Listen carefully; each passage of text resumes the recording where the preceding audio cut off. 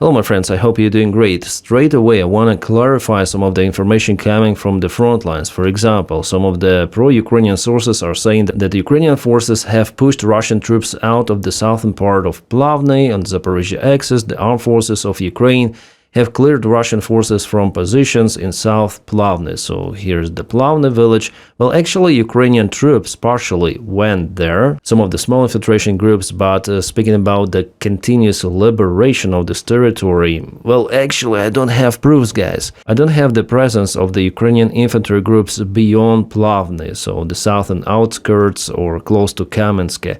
And the Noel reports, whom I trust, they share this information that we've seen chatter about Ukrainian breakthrough in Stepnohirsk, the Ukrainian forces' advancement towards Kamensk. We can be very clear about this.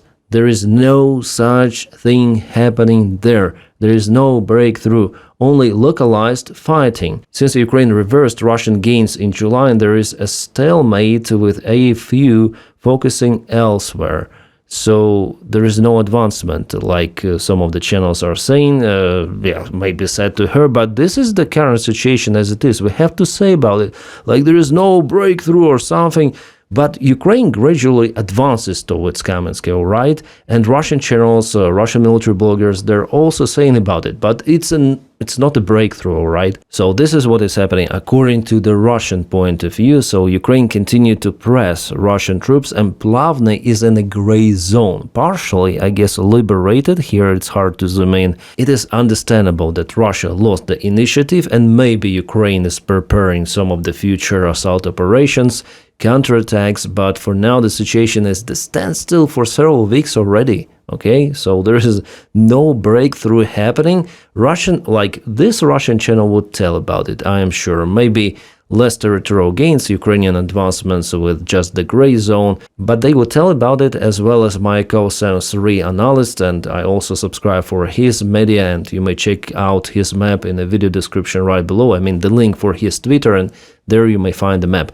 But what Russians tell here, you see, they have an advancement between Majakovsk and Orikhiv. They're saying that there is an attack attempt from their side. Well, could be a small infiltration one, but still Russians, they need to take Majakovsk first if they want to go to Orikhiv. Without it, they will just create some of the group of the Ukrainian forces behind, and that's going to be very dangerous, even though there are just few of the infantry forces in Majakovsk. Some of the guys in the basements, they're staying here because there is the threat from the drones. And Russians are going little by little, you see, with the small attacking forces.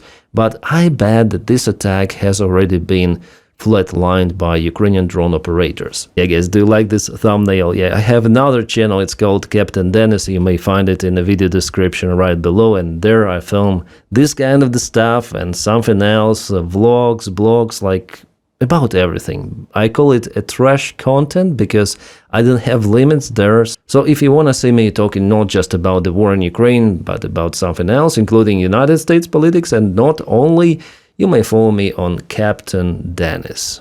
And yeah, guys, I have a new flag here. This one is from the legendary 79th Brigade of the 3rd Air Assault Battalion. Those guys are the beast, one of the most capable brigade out there in Ukraine. They're great professionals that took the part in the most difficult missions, and I sometimes review even their drone operations. Those guys are awesome, and they're sharing their thanks to us because we collected some of the funds for the trucks which were delivered to their brigade. Awesome, guys. Thank you so much for your support.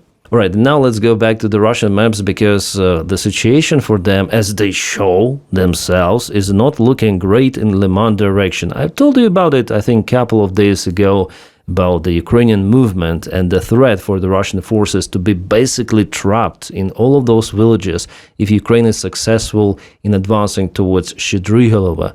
And today we see that Ukraine has expanded the gray zone towards multiple of the villages. This is, I wouldn't say a miracle, but I'm quite surprised, because I mentioned you, I think, already in the previous video, that it was really hard for Ukraine to keep Leman at first, and also to send the reinforcements to the southern part, because the main supply lines were cut. But somehow Ukraine managed to do it, and we have this zoomed in perspective from Yarova. Yarova is here.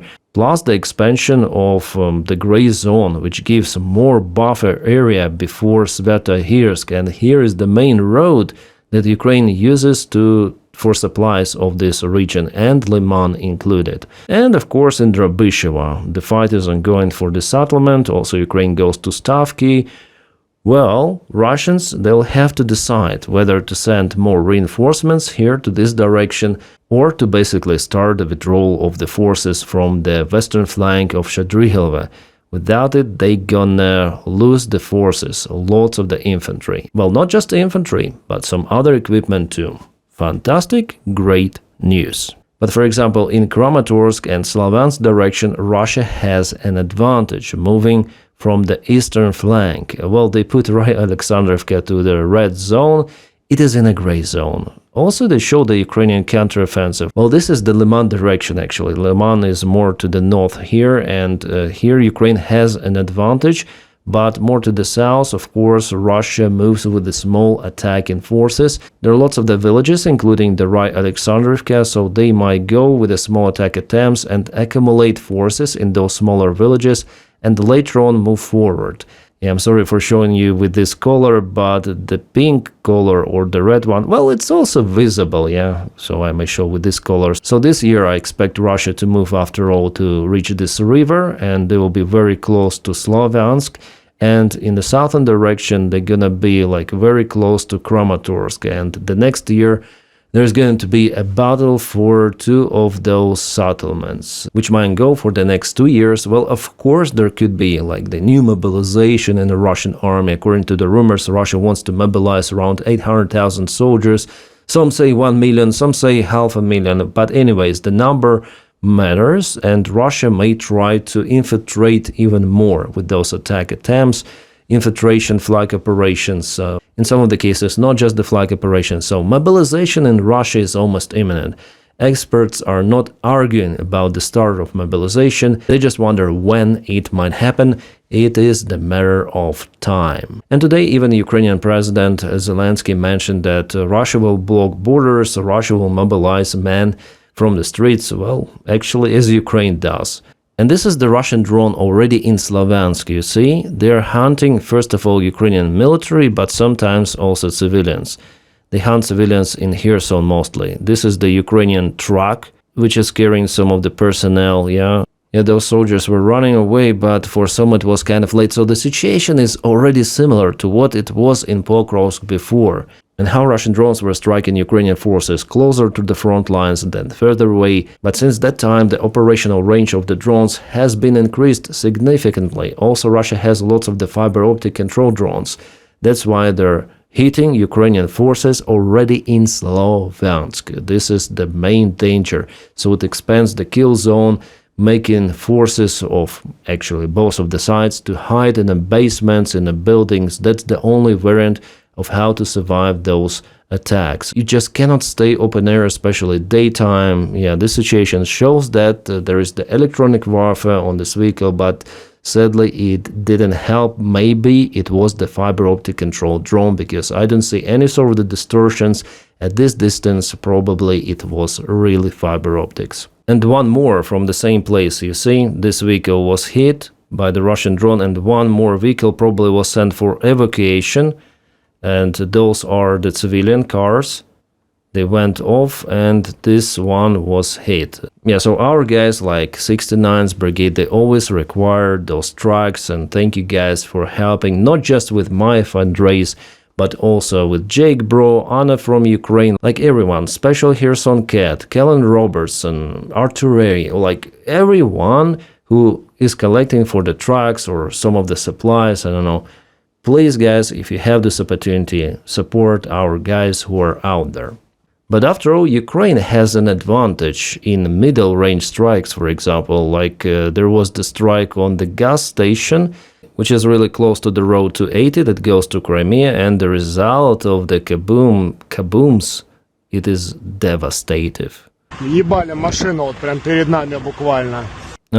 So the vehicle on the front is being hit, and there is the queue, like the traffic jam from all of those trucks. They're just waiting. Пиздец. Yeah, пиздец, it means awesome. Yeah, just a translation. Горит, не можем проехать.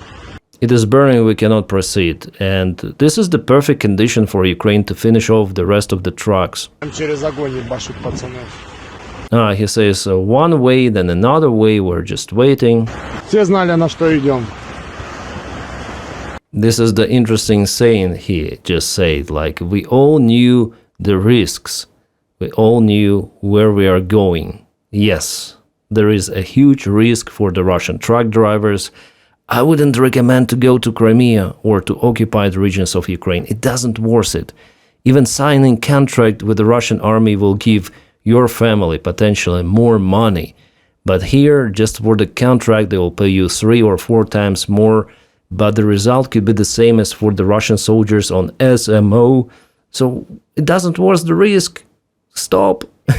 Yeah, I forgot to tell you about the situation in Konstantinivka. This is the map from the Majakovsk Sensory. Definitely he confirms that Russia moved a little bit from Ilenivka, the advancement in a red zone, as well as the expansion of the gray one towards, I would say, Dovha-Balka.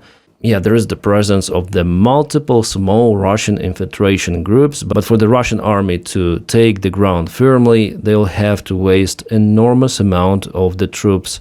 So the fight for Konstantinivka is not over, it continues. Right guys, this is an absolute crazy story. It tells how those military corporations, they want to control the market, they want to produce just some of them missiles for Patriot systems, to keep them expensive, and they don't want to share even a tiny piece of their technology to keep the market under themselves. They don't care about the situation in Ukraine, that civilians are dying, that Russia may, after all, win in this war. Yeah, I'm sure that Russia will not win in this war, but they will cause lots of the destruction. They will make Ukrainians suffer. But corporations, Lockheed Martin, Boeing, they're hiding their products because they're scared of competitors. So the Atlantic writes that Raytheon and Lockheed plus Boeing, we know it from the previous articles, the makers of the Patriot air defense systems officially justify their concerns with intellectual property theft and technology transfer. But what they are really worried about is that the Ukrainians will find a way to improve the Patriot missiles and then produce those in large quantities faster for much less money than they do in the United States. So it's all about money. Those military corporocrats, they're using vulnerability of not just Ukraine, but of United States themselves. For example, in the Middle East, United States, they require lots of the Patriot air defense missiles right here, right now, and they push those corporations to produce more. But corporations, they think, oh, maybe we'll produce more, but we need more funds. Yeah, please increase the debt, print more dollars for us to move somewhere. Yeah, so they want to keep the monopoly, and Patriot is the only reliable tool, like more or less reliable. It still doesn't give you 100% guarantee that they might intercept Russian ballistics or any sort of the ballistics. There's simply no other variant how to do it. THAAD missile, yeah, those space interceptions. We saw it over Israel and Jordan, how Iran launched those ballistic missiles straight to the space and those missiles were intercepted. Or potentially China, Russia-made missiles. So there is not enough missiles, simply, right now with all of those conflicts. But they hesitate to produce more of the missiles. It takes them time and lots of the money. And they don't want to share those technologies. So it's, after all, not about Donald Trump personally, but it's about companies who support Donald Trump. So that's why Donald Trump at first said, oh, Zelensky, we're going to share technologies. But after those companies like Raytheon and Lockheed, they said, no, we need to earn some money doing it here, you know. We cannot share our technologies, we need more money, let those Ukrainians to die under the Russian shells. Yeah, unfortunately, guys, that's the current reality, and the article about it is being published in Atlantic. And there was an attempt of Ukraine to have like the joint production of the drone interceptors and exchange the technology. So Ukraine may provide some of the drones to United States drone boats, which are being in use. But United States, please help to shut down Russian ballistics, but no, corporations, they don't want to share anything.